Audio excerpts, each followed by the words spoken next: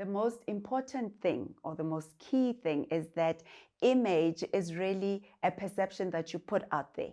Now, people will have an opinion on your perception, but that can be something that you may never get to know.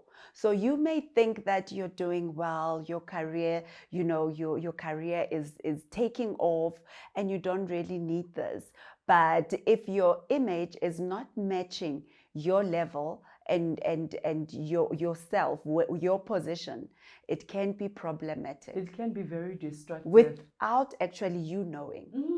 That's the danger in it. Danger, without you knowing sometimes. Yeah.